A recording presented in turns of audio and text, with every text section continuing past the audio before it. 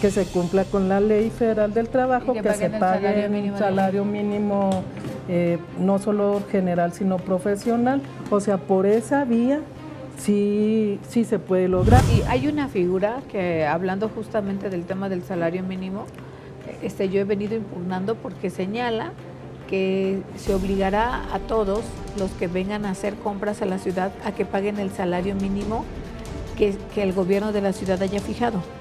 Y eso está muy bien. Continuamos en hashtag Asamblea Constituyente. ¿Cómo garantizar a través de la Constitución de la Ciudad de México la igualdad laboral entre mujeres y hombres, Héctor? Bueno, precisamente en el apartado que habla de ciudad productiva, cuando habla tanto de asalariados, no asalariados y funcionarios públicos incluso, en los tres segmentos, en sus tres aristas, es una constitución que nos habla de igualdad. ¿Cómo garantizarla? Evidentemente, al final del día tienen que existir mecanismos de regulación. Mecanismos de regulación que impidan que no únicamente en el tema de igualdad, sino en cualquier cuestión laboral no se caiga en incentivos perversos que al final del día sean precisamente todo lo opuesto que quiere lograr la Constitución.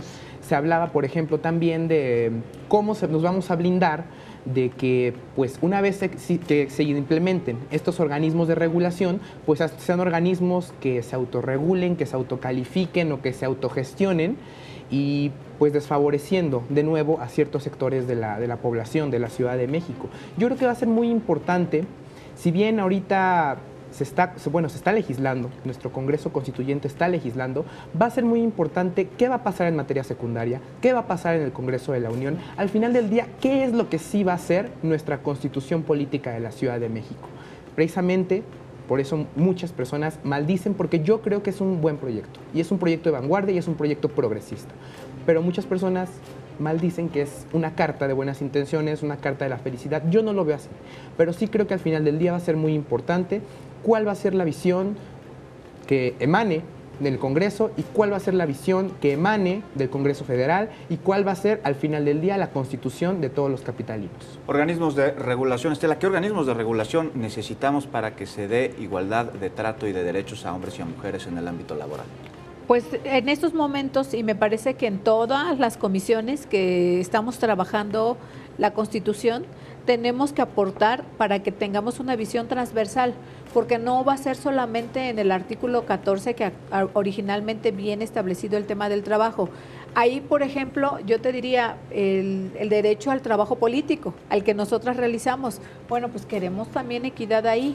Hay, por ejemplo, otro tipo de trabajo, si nos vamos al tema cultural. Y ahí también tenemos que revisar cómo está. Hay quienes han hecho propuestas de principio a fin que tiene que ver con el género, pero este asunto, es decir, desde el artículo 1 de la Constitución de la Ciudad de México hasta el último, para que ninguna de sus partes se vaya a omitir. Por ejemplo, hay un tema que a mí me gusta que habla de la equidad en las alcaldías. Y las alcaldías ya sabemos que van a tener concejales, es decir, lo que en los municipios son síndicos y regidores. Acá también se estaría buscando que tuviera paridad la integración, es decir, hombres y mujeres, pero también en el gobierno central, que la mitad sean mujeres y la mitad sean hombres, pero también en las comisiones de derechos humanos y en los órganos autónomos y también en el Poder Judicial y también, por eso te digo que es un trabajo absolutamente integral de las 8 comisiones que vamos a tener que armonizar en algún momento, pero la aspiración a mí me encanta, porque entonces las mujeres de esta ciudad vamos a tener exactamente las mismas posibilidades de acceder a todos los cargos administrativos, políticos o judiciales. Y bueno, la Ciudad de México cambia su nombre, ya no somos el Distrito Federal, ya no somos defeños. ¿Cómo nos iremos a llamar? ¿Cuál será nuestro gentilicio? Diputada, ¿tiene alguno que le guste en particular? No, en realidad no he pensado sobre el asunto, pero podríamos ser citadinos. Lo somos, sin duda alguna. Héctor, ¿tienes algún gentilicio que te guste en particular? Capitalino me gusta mucho en lo particular.